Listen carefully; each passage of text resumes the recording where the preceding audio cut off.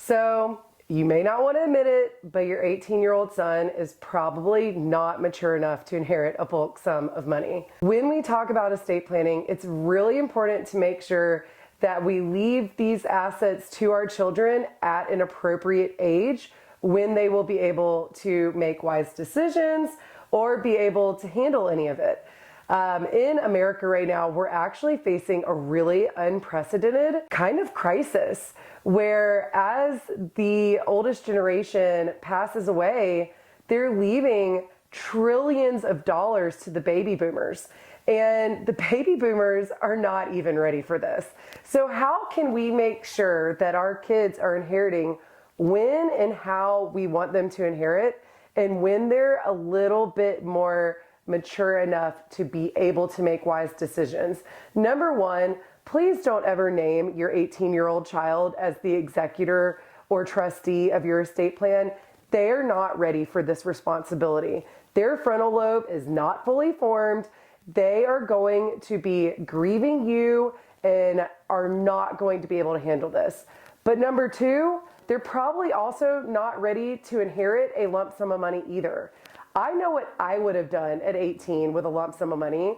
I would have had a lot of fun in downtown Athens while I was at the University of Georgia, as would a lot of us. So let's make sure that we have the ability and flexibility to leave our assets to our kids in a little bit more appropriate manner. So with a will, we're pretty limited. Wills typically state that we're leaving assets to our kids at 22 at the latest. If you don't have a will, the law says it's 18, and that the money will be governed by a conservator until they reach the age of 18, and then they will get a lump sum check. Don't do this.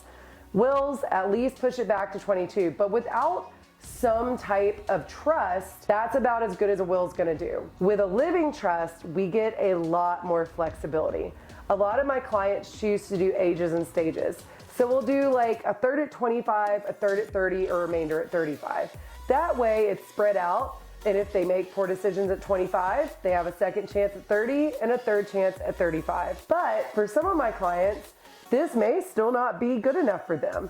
They may want to protect the money.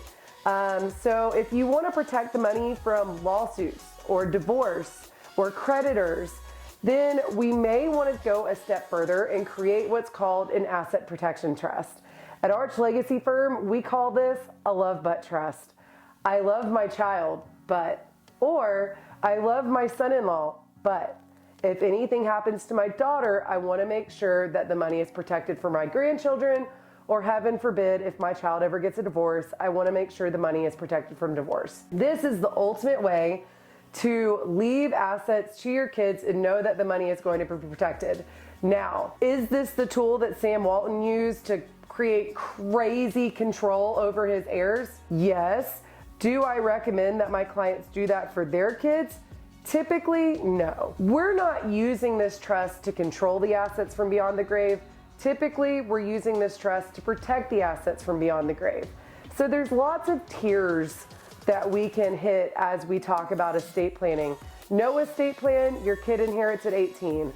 With a will, they'll most likely inherit at 22 if no testamentary trusts have been put into that will to complicate probate. With a living trust, we can back it up ages and stages automatically. A third at 25, a third at 30, remainder at 35, but they're still inheriting this money outright, so as they inherit it, it does just still go into their pocket. Ultimately, we have the love but trust or the asset protection trust.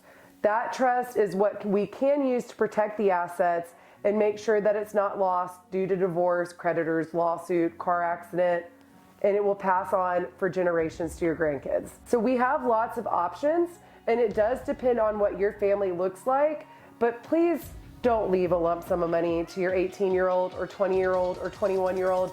They're not going to make wise decisions.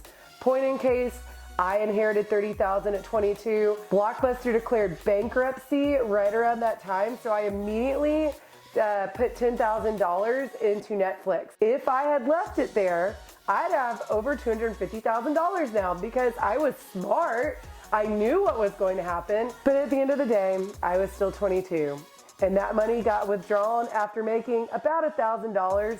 and then spent at the bars in Buckhead because I was in law school and having a good time. So even I made awful decisions at the age of 22. Don't do this to your kids. Allow them to mature and grow up a little bit more and leave them the money when they are better equipped to handle it.